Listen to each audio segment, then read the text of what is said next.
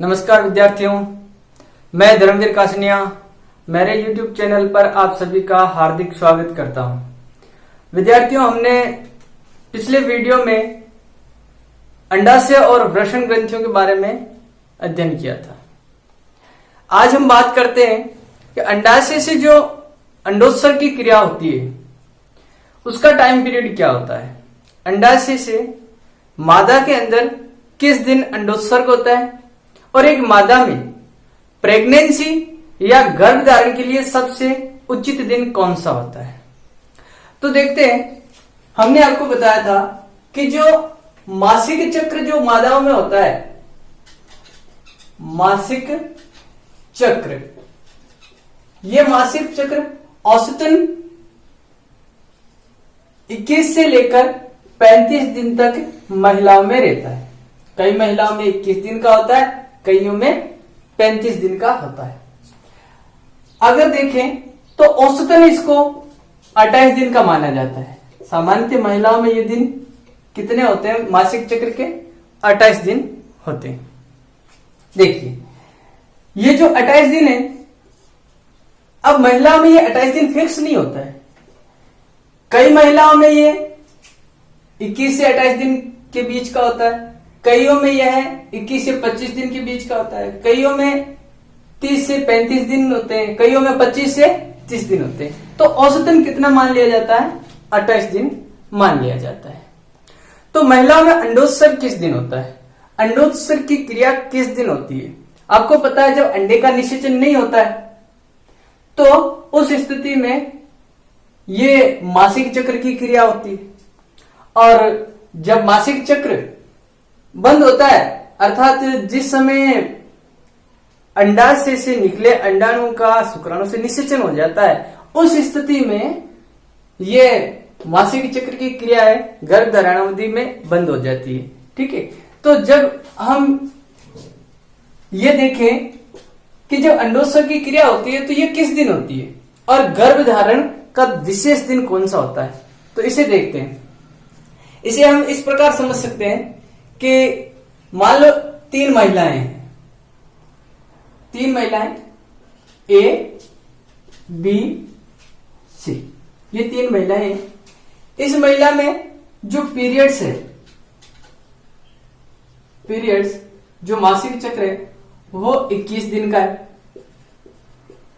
इसमें लगभग आपके 28 दिन का है और इसमें 35 दिन का है। ठीक है। यदि यहां ये 21 दिन का है तो एक महिला जो फर्स्ट डे है उसका पीरियड्स का, वो पहला तारीख और 6ठा महीना है। ठीक है। मान लो 1 जून है तो उसका अंतिम डे वापिस जो पीरियड्स का होगा वो कौन सा होगा? 21/6 होगा। ठीक है। इसका अगर 28 दिन का पीरियड होता है तो अगर ये भी पहला जो दिन है, इसका फर्स्ट डे है पीरियड का, वो पहला जून है, 1 जून है, तो इसका वापिस पीरियड्स का दिन होगा वो 28 जून होगा। अगर इस महिला का जो पीरियड्स का दिन 1 जून है तो इसका 4 या 5 जुलाई वापिस पीरियड्स का दिन होगा। ठीक है। तो अंडोत्सर्ग की ओव्यूलेशन की क्रिया जो होती है वो किस दिन होती है? वो होती है आपके पोस्ट 14 दिन, मतलब इस 21 तारीख से पूर्व के जो 14 दिन है, इसके भी 21 तारीख से पूर्व के 14 दिन और इसमें भी पूर्व के 14 दिन। ठीक है। तो अब देखें तो यहां जिसका पीरियड 21 दिन होता है, जिस महिला में 21 दिन के अंतराल में पीरियड शुरू होते हैं, तो उसमें अंडोत्सर्ग की क्रिया कब होती है? उसमें अंडोत्सर्ग की क्रिया शुरू होती है आपके लगभग 14 दिन निकाल लो 21 में से, तो लगभग आपके 8 या 9वें दिन अंडोत्सर्ग होगा। इसमें लगभग कितने दिनों बाद होगा? 14वें दिन होगा। और इसमें कब होगा? इसमें लगभग आपके हो जाएगा 21 तारीख, ठीक है ना, 21 या 22 जून, ठीक है। तो ये अंडोत्सर्ग का पीरियड होता है कि अंडोत्सर्ग इस दिन होगा। अब यदि जो रिलेशनशिप में आने का दिन होता है, एक पति पत्नी को रिलेशन में आने का जो दिन होता है वो कौन सा होना चाहिए? वो होना चाहिए इस 8वें 9वें दिन से अगले एक सप्ताह तक। कब? 8वें 9वें दिन से अगले एक सप्ताह तक, एक दिन छोड़ के एक दिन, अगले एक सप्ताह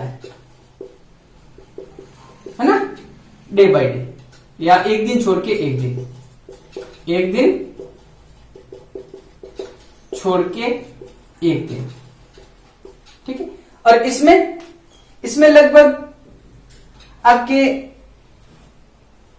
जो पीरियड्स है वो शुरू होने के 10वें दिन के बाद, कितने दिन बाद?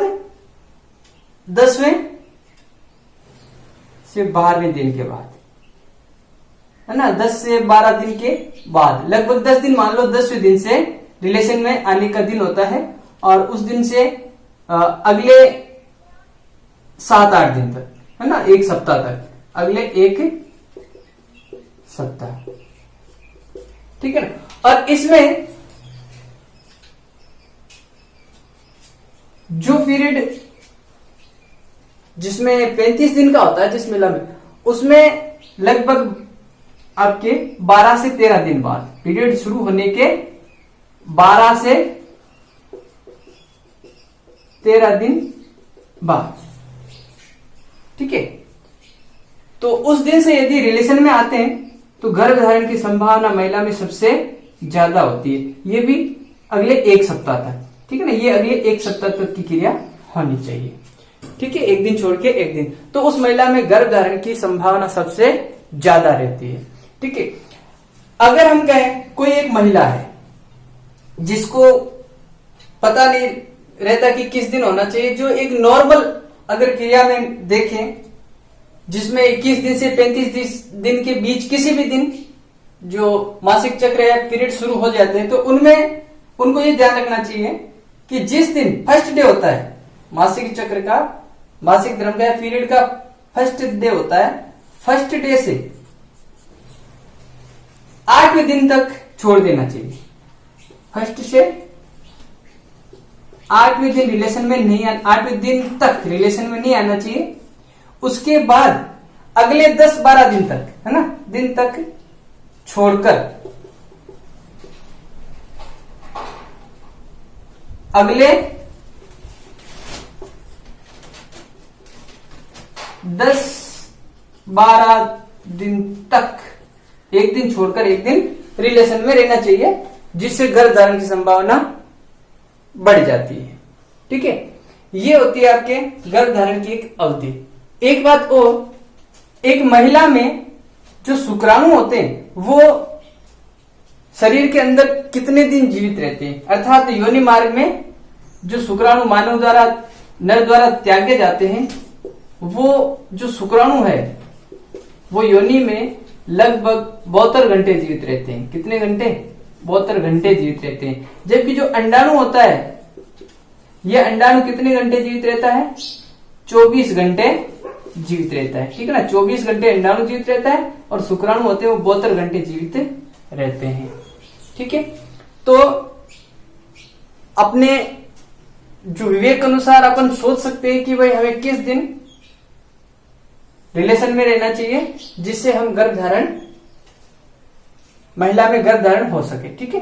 ये गर्भ धारण या प्रेगनेंसी के लिए सबसे उचित दिनों की एक समझ को समझ सकते हैं।